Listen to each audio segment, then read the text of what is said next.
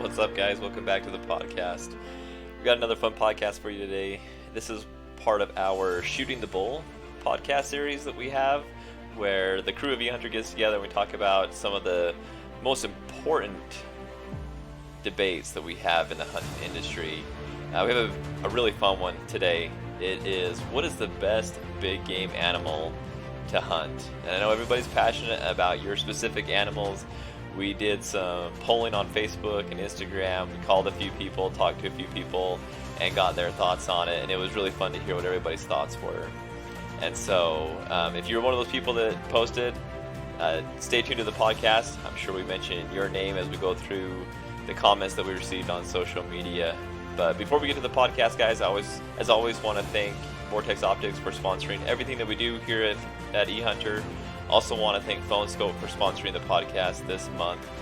They're an awesome partner for us this month. Look forward to future relationships with them as well. But make sure you check both those out, both Vortex Optics and PhoneSkope, if you are getting ready for the hunting season, as most of us are right now. I know both those places have some products that you're going to be interested in. So, all right, guys, without further ado, let's jump into the Shooting the Bull podcast.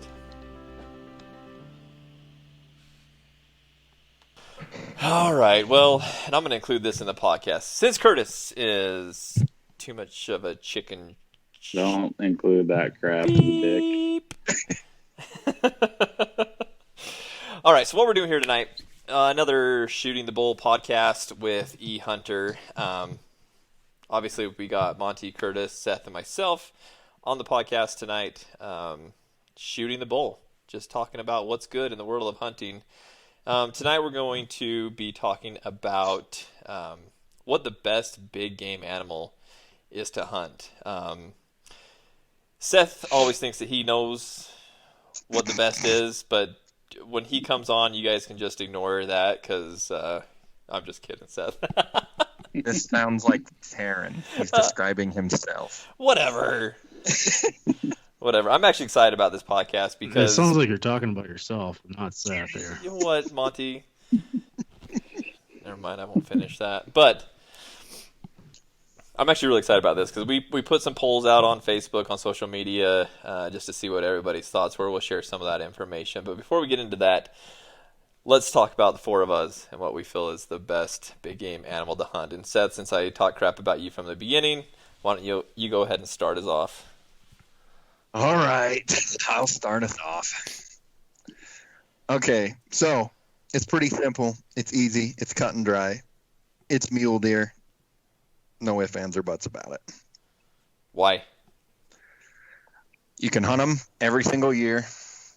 On Like the large majority of states, you don't have to sit and wait for 20 years like with elk. You knew that with turkeys too. Or with moose. Are turkeys big game? Curtis thought so. In Utah, it's a big game application. So That's true. No, yeah. it's a turkey application, and it's processed through the Upland Game Proclamation. I think somebody needs to fact check that. Is that true? I believe turkeys are big game. Okay. I've always thought that as well. Okay. Get to hunt it every year. Hold on a second. Hold on. Before you keep going here. Upland Game. I'm gonna ask Google here. Well, I'm looking Upland Game and Turkey Guidebook 2020-2021 for Utah. Sure enough, Utah has some upland game and turkey. It's Utah, though. All right, let's check out Colorado. What about Wyoming? You gotta draw a tag, I believe. I don't turkey hunt. Colorado's got its own turkey brochure. Yeah, we have general season turkey and application turkey, so you can have a limited entry tag or a general season tag. Interesting. I've always kind of been the same way, that it's always been like lumped in with big game. All right, sorry, Seth. Continue.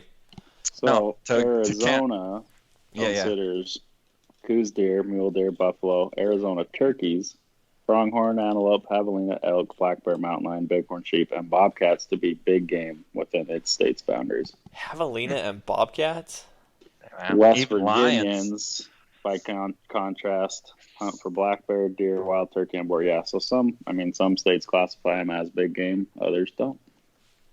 Pennsylvania says they're big game just over the border, and New York says they're upland bird.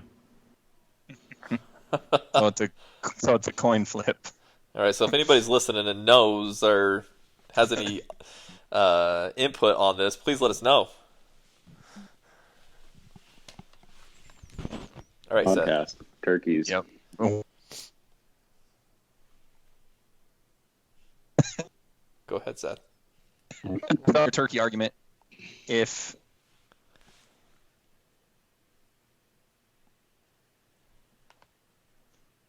get way. Is anybody else losing Seth completely?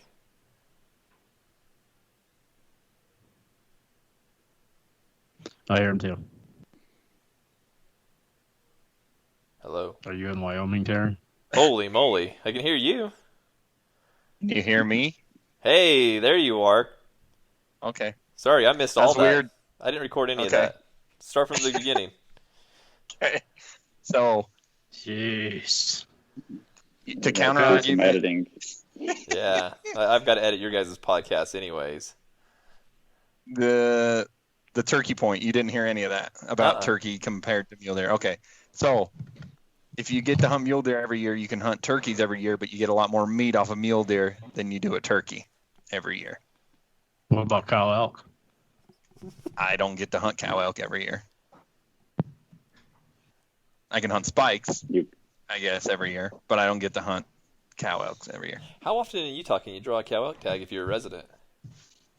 Depends on the unit. I mean, sometimes you get lucky 1 or 2 points. Sometimes I think my one buddy's got 4 or 5, 6 points, can't draw. Wow. Yeah. But roughly every there's other year. leftover tags here. Yeah. Leftover tags in Wyoming. Same in Colorado. You can buy like an open bowl elk tag, or like a cow elk or a spike tag, but the success rates are pretty low and they're in nasty dark holes that I don't like to go into. So that's why I like mule deer. Moving on, they're light enough that if you kill even a big one, typically one guy can pack them out by himself. Don't need a crew of guys to get it off the mountain like even a smaller elk. And that's it. You've got it. Okay. Very arguable points. Thank you, Seth. Appreciate that. Curtis, what about you? So I'm actually going to have to side with my good buddy Seth on this one as well. I prefer to hunt mule deer as well. The reason why is that I'm an archery hunter first and foremost. I hunt, I rifle hunt as well, but in Utah especially, you draw the archery permit and you can hunt for about a month on that tag, which is a lot longer than any of the other hunts, muzzleloader or rifle or anything like that. Plus you've got the extended Wasatch as well that you can hunt. So I mean, just the opportunity for mule deer is usually a little bit longer. Talking archery, the seasons are a little bit longer. And there's nothing better than hiking your butt off, getting into the backcountry, and being in their summer range. You know, you can pattern them really well. You get up high, you see where they bed, and there's no better hunting than spot and stalk mule deer with a bow. So they've got my vote right there. I thought you were going elk. I thought so too. I'm really actually surprised right now. I've hunted elk more the past couple of years because I've drawn those tags, and I won't even talk about my deer tags last year that Taryn was supposed to take me on that just didn't even work out for some reason. That was a miserable hunt. But yeah, no, it falls back to mule deer for me, and I second that with Seth as well. Like, you can hike back in the backcountry by yourself, and carry a deer out if you need to on your own, which I've had to do that a few times, and that's just not possible with an elk. So I'm with you, Seth. Depends on how big a boy you are. But we won't go down that road. You better be a pretty big boy to carry an elk out by yourself, Taryn. You got to see me. Depends on how many friends with horses, Taryn. Yeah, I was going to say. Or llamas. How you do it? I just use a llama. It was pretty dang sweet last year. Use a llama. Carried out a whole elk. All right, Mr. Miles, what you got? See, this is a hard one for me. Because you all three think I'm going to go pronghorn. Oh, which absolutely think that. Top of my list has always been pronghorn. But then I thought about it a little bit. And the most of my hunting is actually mule deer. And not necessarily just hunting, but shed hunting. I'm not looking out for sheaths on pronghorn, but from May until August, I'm shed hunting with the family, and it's always for mule deer. So for me, it's going to be mule deer again. Dang it. It's the icon of the West. I grew up in South Dakota. I grew up hunting mule deer and antelope, but I moved to Wyoming for the mule deer. It's not necessarily just the backcountry hunting, but like I say, the shed hunting that you can do almost year round here. And it's the people aren't attached like they are for elk shed hunting. It's always the mule deer or the elk shed hunting, and then after the first weekend, you have the whole land to yourself for mule deer. So that's why I picked mule deer. Good answer. Well, this really sucks. We're going to go 4 for 4. Yeah. 4 for 4 on mule deer. So I've been giving Seth so much crap because he thinks for sure I was going to go elk, and I kind of, led him along on that. So here's my thoughts on this whole thing. I do love elk hunting for a couple of reasons. I love being able to call an animal in that's not a turkey. I love, the size. You get a ton of meat off of them. They're just absolutely gorgeous animals. I love elk. But the thing about elk hunting is, especially bull elk hunting, you don't get to do it that often. Well, in Colorado, you could do it more because there's over-the-counter tags, but and that's about the only state you get to do it a lot in. And it's really not the best hunting in those over-the-counter units, and so it's not really the best. And if I go back to why I got into hunting or how I got into hunting, it was mule deer. At 14 years old in Utah back in the day, that's when you could start hunting. It was mule deer. I hunted mule deer. I've hunted mule deer pretty much every year my entire life. Bull elk, I've never hunted bull elk, and I guess that's not true. I did get an open bull tag in Utah, which that tag is pretty rare. You're going to get a bull with that tag. But I've never hunted limited entry bull elk in Utah. I did get a nice bull here in Colorado last year, but I'm with you guys. It's mule deer. It's where it's at. 4 for 4. Yeah. And that's all you need to know, folks. Yep, and that's the end of the podcast. Appreciate you guys. Well, the other thing about mule deer, though, is elk, once in a while you get some non-typical stuff on them. The thing I love about mule deer is you just never know what you're going to get. When you're looking at a buck, he could have cheaters off one side, he could have inlines. It'd be awesome if he had drop tines. I mean, there's so many. I guess elk has that too, but not as much. You guys know what I'm saying? Right. You get more non-typicals with deer. Right. Well, and just on a personal note, I've been in on tons of bulls being called in, and it's really cool to have them screaming in your face, and the adrenaline dump is awesome. But nothing gets me more excited than when I've got a bow in my hand and I'm on a particular unit or whatever, and you see this huge rack just swing up out of the sagebrush on a big buck. I mean, it's something else. Mm-hmm. Yeah, agreed. Just think of the shed hunting part of it too. People kill for damn elk sheds, They're camping out for 3 days at the elk refuge here in Jackson. Right. Whereas you get people coming in for opening mule deer, same, but by the end of the weekend, they're gone. And you have all the country to yourself. All the family time you want, all by yourself. And there's a ton of mule deer sheds everywhere. Right. Well, there was until you just said that. So yeah, you screwed yourself. Don't let nobody follow you, Monty. We're actually talking about just skipping the first 2 days of shed season deer because it's just so frustrating. Stay Even for away the from mule deer, people. the opening weekend, literally by Monday, they're all gone. A lot of them are out of staters and they'll come for the weekend, but Yep. it's just not fun to me having 4 or 5 people on every hill.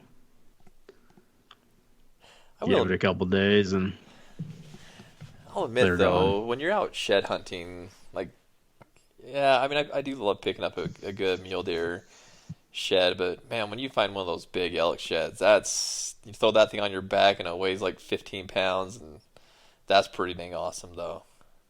Oh, I agree, but how many elk sheds are actually going to find a year? Especially now. Yeah. I got a 2 and a 9-year-old, They're not going to walk all day in hopes to find, one raghorn. Right. They won't be finding 5 to 10 sheds. It's just not going to happen with elk. Yeah. Unless you have some sweet hunting spot. Yeah, back in the day before it exploded, we had a really good spot for elk sheds, and it was cool. Like finding matching sets was awesome, but we never found anything gigantic. Just the unit we were hunting, shed hunting, didn't have that big of bulls on it anyway.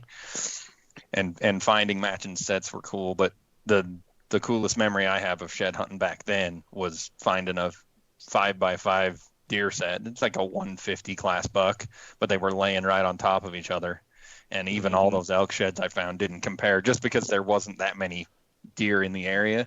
And so finding that set, I was freaking stoked. I still have it. I still have it downstairs.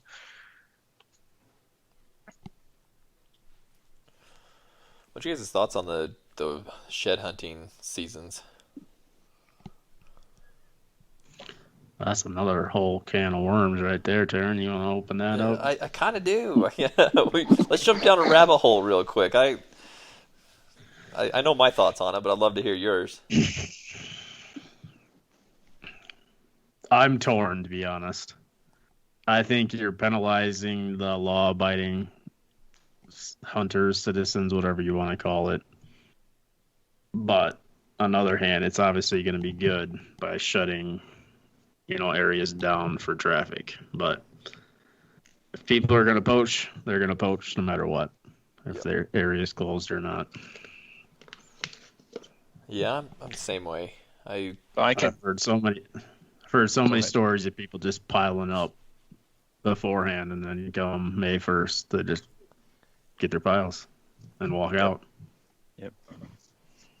Because are they actually keeping people out of the areas, or are they just keeping people from picking up sheds? Yeah, you just can't pick up a shed. Yeah, they don't want people in there bugging them. That's the main thing for the closures, but people are still in there looking for them. Yep. So the closures here in Wyoming. The closures here in Wyoming are basically for people on snowmobiles that used to run the deer down, run them down until they drop their sheds. So that's why they closed in this area for motorized. But even you can get out there and hike, you can walk on horses, whatever. I get that though. Can't pick up sheds. You can't but even in the closures, you can still be out there on foot. Yeah, don't chase them with the dang freaking snowmobile. But yeah, so in Utah, I can tell you 2 parts. So they've still kept it. I thought they were going to get rid of it because when it all came about a few years back, we had a hard winter, and that's when they put the actual season in place that you couldn't hunt it until a certain day. And I have a lot of DWR guys that come in and talk to me at my day job, and all of them were of the same mind that they thought the season and the closure and stuff was idiotic.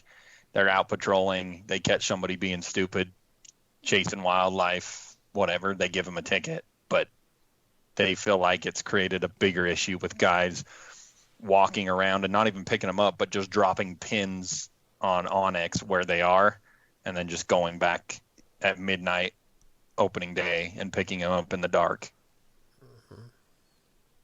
Mm-hmm.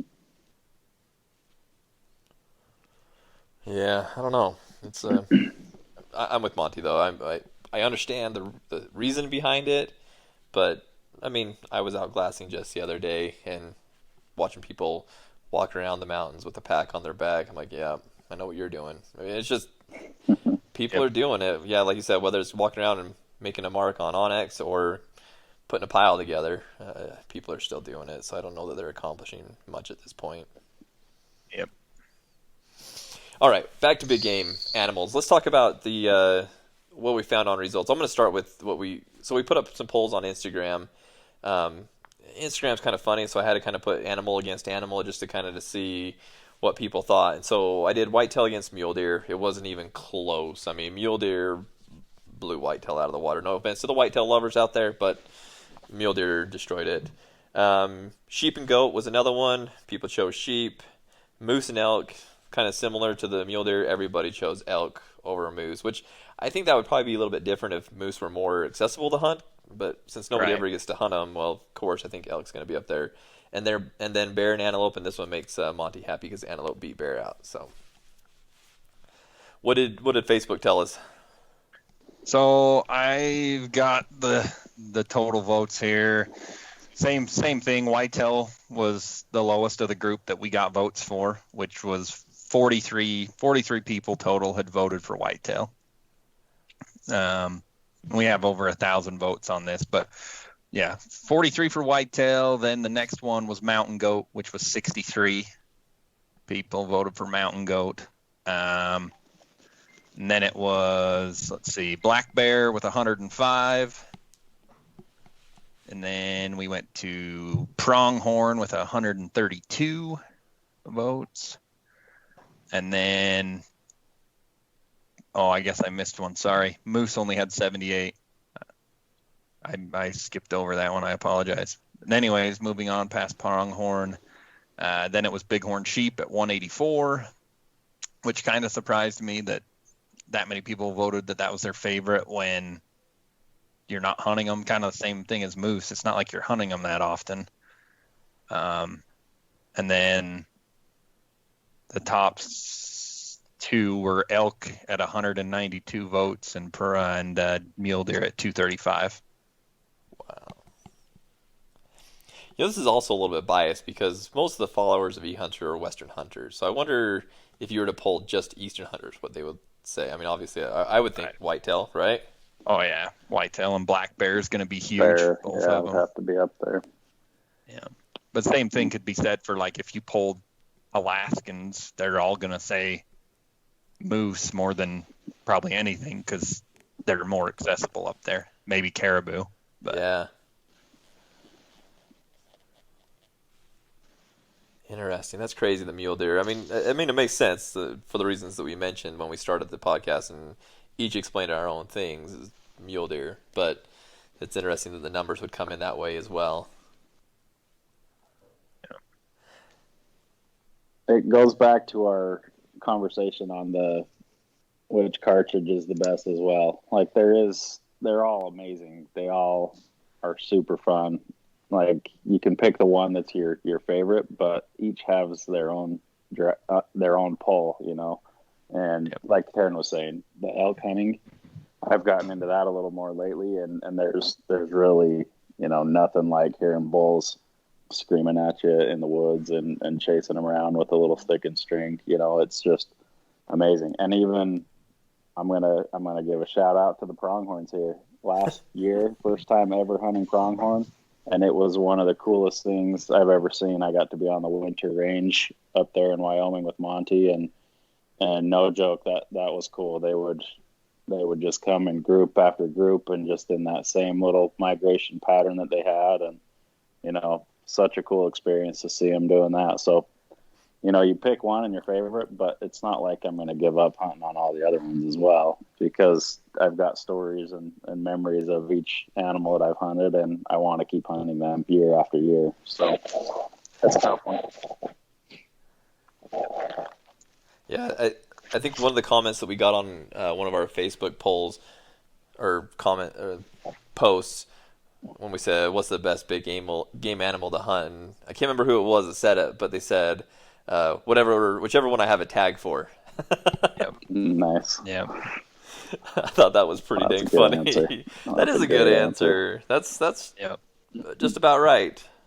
Yeah, because you draw your limited entry elk, and that year you don't care about mule deer. You're focusing on your limited entry elk hunt. Mm-hmm. So that is true. Yep, exactly. Smart man, whoever said that. I'm looking it up right now to see if I can find it. Seth, do you have it? I was looking. I'm not seeing it. I'm gonna have to go back and try to find it. We need to give that guy a shout out because that's hitting it right on the head right there. Yeah, our writer Brendan was saying that he was a vote for pronghorn, archery pronghorn. He said. Wow. Archery pronghorn, favorite hunt, huh?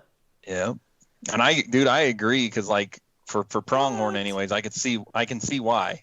Because when I drew my tag in Utah, it kind of pushes right up into the edge of their rut, and so they're real territorial and they're running each other off, and it was a blast. You got to hunt them all day. They're chasing each other around, and you're trying to work in between them and the does and catch them coming back to the does and stuff. It was a really fun hunt. So I could see why. I'm still a mule deer guy, but I could see why he would have thought that was a fun hunt. Yeah. Got a couple comments here. I want to read them. So Jared, your buddy Jared, says that pronghorn antelope or spring bear, if that counts. Spring bear, that's interesting. In Utah? Yeah. Like yeah. The dogs? Yeah, they do. Oh, so they do dogs and they do spot and stock now in Utah. So you can get a spot and stock tag for maybe it's fall. I can't remember if it's spring or fall, but they do and they do baiting too. So he might be. I think he had it. Oh, maybe his friend had a tag. I can't remember. Call him and ask him. You can only bait in the fall though with in Utah. I thought it was summertime. I think it's summer. So he must be talking dogs. Yeah. I don't know. Both of those are early hunts, though, so maybe that is part of the reason. Yeah. Because you're talking spring bear. You have your big layoff after fall. You're sitting around all winter waiting to hunt again.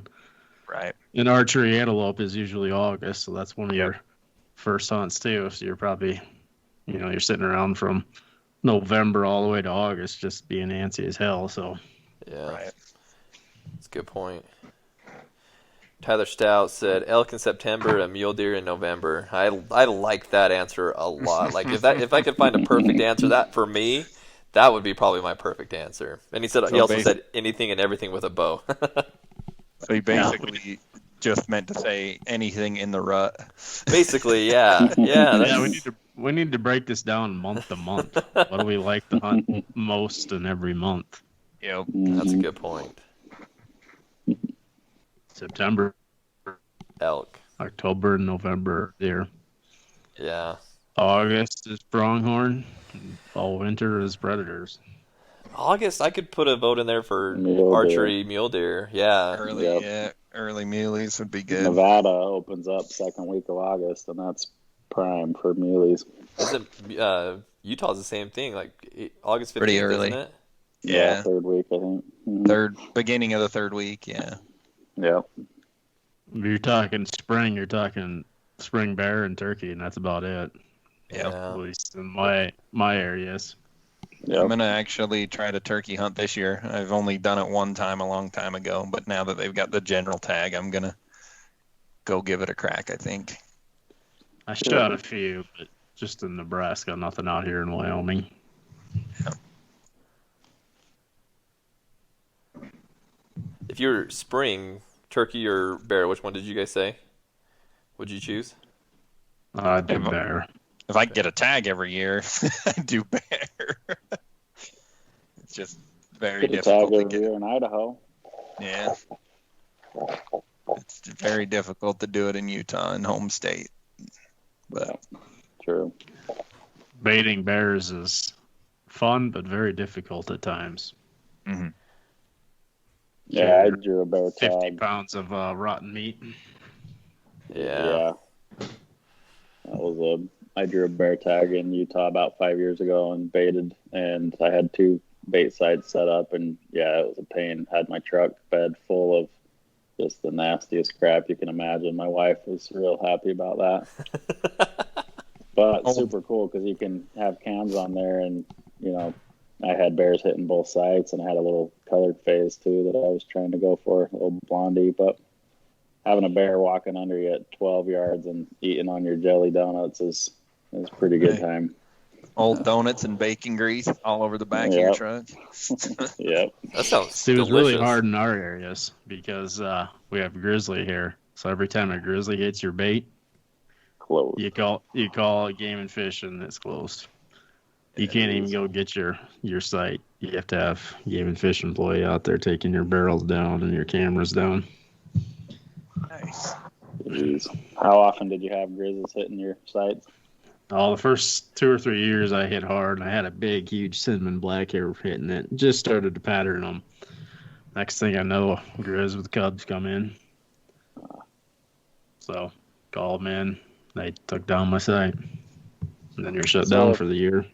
So if the grizzly shows up on it, do the black bear, do they leave, basically? Do they push them off and never show up, or do they kind of share it? Have you seen that before? Not really, because like say you're supposed to call them immediately, and then they come and take everything down. Trail Can't cameras. check your cams or can't do anything. Huh? Jeez. Nope. But I had that big cinnamon hitting for almost a full week. Just starting to pattern them, and then mama and 2 cubs come in. Crazy. I'm just reading through a couple more comments on Facebook. Ryan Greenfield says archery elk is my favorite. Danny Olam says black bear. Black bear is really surprising. It seems like there's a lot of people like hunting black bear. I've got a buddy that I elk hunt with, and he absolutely hates hunting black bear. He's so sick of it. I'm like, man, I don't know. If I could get a tag every year, I think I'd be happy about it. And then you get sick of hunting anything. I know, yeah. But he's killed like 20 black bears, so I think it's kind of got. I mean, he's an older gentleman. He's gonna kick my butt for saying that, but he's like 68 years old. So Sean Cross says moose, making a call out of a milk jug, pulling them in with fake paddles on your head, and delicious eating. That would be cool. I'll tell you right now, if they open the grizzly hunt, that's gonna take it for me. Yeah? Oh man, you wouldn't like to hunt grizzly? Oh, I would absolutely. It's gonna overtake mule deer though. Absolutely. Wow. Dang. I would just think you're not gonna get a tag very often. That's the only thing. Yeah, but the one time you do, I don't care if it's once in a lifetime. Oh man, you guys have camped in grizzly country. You know what I'm talking about. You don't get a good night's sleep. I've never been in grizzly country, like hunting, like worrying that they're going to come and get me. Oh man, it's intense. That's for sure. Every twig breaking in the middle of the night is like grizzly coming to attack you. Gosh. Well, gents, I think we have our answer, though, don't we? I think so. I think this is the first time we've all ever agreed on anything. I know. Usually it's an argument and a fight. There's probably a better podcast when we fight about it, but... Yeah. I tried to make it a fight with Seth all the way up until this point, thinking that I was going to go with elk and... Yeah, he even questioned if I'd even shot an elk. I know, I love that. You're sending me... I knew that you'd already shot one. You'd already talked about it, but you're sending me pictures and videos. I did. I sent you a video. I was at work, and it's hanging on the wall at work, and I'm like, I don't know. Is that an elk, or what is that? You guys should have seen him. He was getting so pissed. I wasn't pissed at all, dude. I was having a good time. I was laughing. So take Mule Deer off the table. Quick. What's the second one? Elk. Pronghorn. Elk for all three of you? Pronghorn. There it is. So, Pronghorn for me too. So, Pronghorn, elk. Did you guys like Pronghorn just because it just chases the truck and you just shoot it and it jumps in the back of the truck and you're good to go? Is that what it is? You get to hunt them. You get to hunt them all day. They don't go lay down like deer or elk. Yeah. You can hunt. Curtis you can hunt and them I all day long. had a saying about the little bucks we saw in Wyoming. I don't know what was it, Curtis? Those were what? Terran bucks? Terran bucks. Yes. Terran bucks. That's right. Anything under 40 inches was a Terran buck. See, but that's the thing. If you want to be talking about size here, the Pronghorn doesn't even come into the picture because that's the smallest, both antlers and body of any of these animals. What's the hardest animal to judge score-wise? Caribou. It's got to be pronghorn. It's pronghorn. No, do you guys really know how to score a caribou? Maybe mountain goat. No. I have no idea how to score a caribou. No idea. I think you can field judge an elk. You can tell if it's a 320 elk or if it's a freaking 360 monster, you know? However, the difference in a 70-inch pronghorn and 80, it's tough. Exactly. You know, you can tell what a Terran buck is. Those are the ones that chase cars and, you know. Like and most if you want antelope. an easy hunt, you go like Terran, you wait for the other one chases your car, and then you shoot it, and you have your hunt's done. Literally. Right. I guess it didn't chase the truck. It chased me down the ridge. Like, seriously, followed me down the ridge that me and my boys were walking down, laughing, hooting, and hollering, and it's just following us. That's because wear a white shirt. It was 6 months old or whatever it was, you know? Yeesh. So it really is a judge of character or, you know, a hunter that, because we had that too on our hunt. But how many did we pass up, Monty, before we ended up shooting one? Terran bucks or just bucks in general? Just bucks in general, because Terran would have been tagged out in the first 20 minutes. Oh, freak, yeah. That's no joke. We passed on stink goats. $200-300. No doubt in my mind. At least. So yeah. See, but that's the thing. If you can't tell the difference between a 70 and an 80-inch pronghorn, you need to educate yourself. Like that's show some self-constraint. Not shoot the first 14-incher that you see. If you think Terran's buck was 14 inches tall. No. Total. 14 inches total. That's a lot closer. So you guys don't even know how to judge them. That was an 88-inch antelope. I don't know what your guys' deal is. You guys need to educate yourselves. I'll guarantee you put tape on your antelope right now, it ain't over 45 inches. I guarantee I can't find that antelope right now. Jeez. Did you eat him though, Taryn? Did you eat him? You know what? I did eat him, and I was actually kind of surprised. Nowhere near. And that's another argument here. Elk is the best meat. I mean, wild game meat, elk is for me the best meat. Mule deer's pretty close. Is second. I wouldn't even say close. But what's that? Bison for me. Bison. But I agree, elk's up there too. Yeah, antelope. I mean, it was okay. I mean, we ate it. I had it for breakfast that next morning. It was pretty dang good, but definitely no elk. So, and I think and he was. I'll admit he was a small one, but that's really all you're going to get in that area. So I think I ended up getting maybe 5 pounds of meat off that guy. Once you trimmed him, you got about 12 pounds. You know, I'm sitting there cutting through. I'm like, okay, that's junk. That's junk. Where's a good chunk of meat? I kept looking, and I never found that really big chunk of meat, you know. So, poor little fella. But we're all fathers here, so that brings in another concept, you know. What would you rather hunt with your family, your kids, young kids? You know, I'm not dragging my 2-year-old and the 9-year-old 9 miles in the backcountry to chase after elk either. That's just not going to happen, especially in grizzly country. Yeah. For me, it'd be either mule deer or antelope, just because you can hunt from a truck, you can eat snacks and drink soda, and just make it a fun trip for the kids, and you can be successful. I agree, but hands down for antelope for me. Just kind of what Seth said. You can hunt from dawn until dusk, and you're seeing antelope all the time. You're not, first hour of daylight and last hour. It's interesting. I don't know if people aren't educated in antelope hunting or what. Well, at least where I was at. So we got there first thing in the morning, and there were trucks everywhere in this little area that had some public land.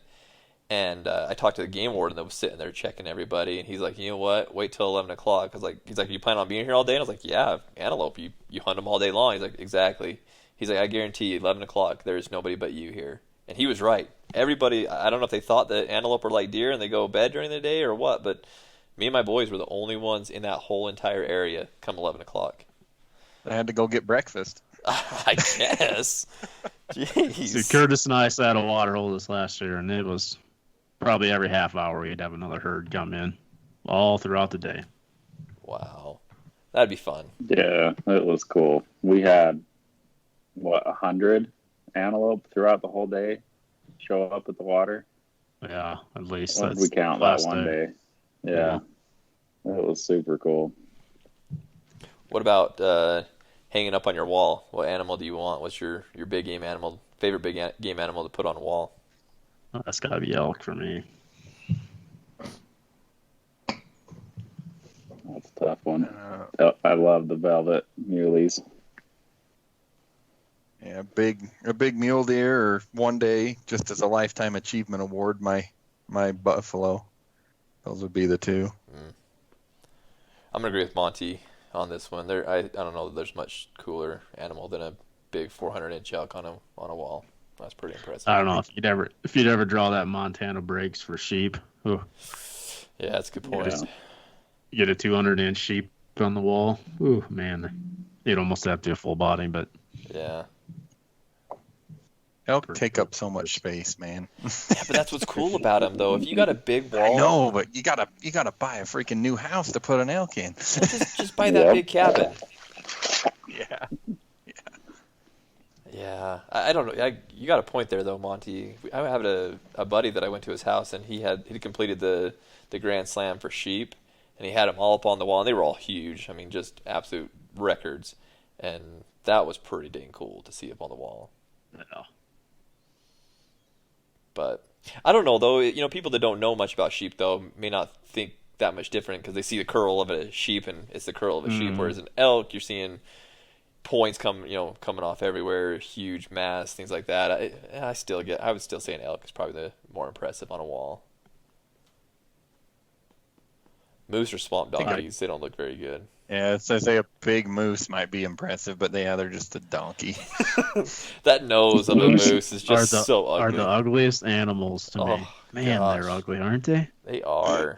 I'd love to shoot a big Yukon moose, but you would think they would be even more awkward than they are because they just look so gangly. But I mean, they move well through the world, but man, they look like they would be awkward as heck to walk and anything. Yeah, when they're running on like open land, they look like a baby giraffe trying to run. They look so awkward. Yeah. But then if you watch them run through snow, that's 3-4 feet deep, like that's where they really shine. So.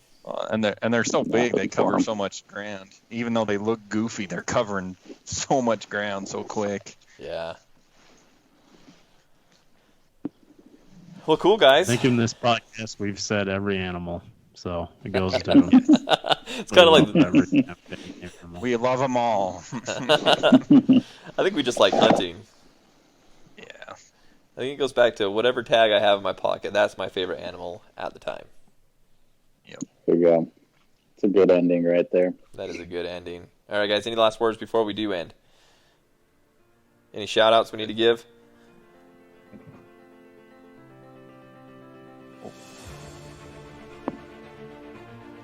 I'm going to take that as a no. Nope. Cool, guys. All right, guys. Well, thanks for listening to the podcast. Let us know what your guys' thoughts are, the best big game animal to hunt wherever you live. I'd really like to hear from some Eastern guys. I know we don't have a lot that listen to the podcast according to our stats, but anybody, let us know what you guys think is the best big game animal to hunt and the reason why. I mean, it's one thing to say mule deer, but let us hear the story of why it's that. Or sheep seems to be a big one. It seems like everybody, if you go to the Western Hunting and Conservation Expo, it's all about sheep and whatnot. But let us know your guys' thoughts on what the best big game animal is to hunt. So appreciate you guys listening, and see you later.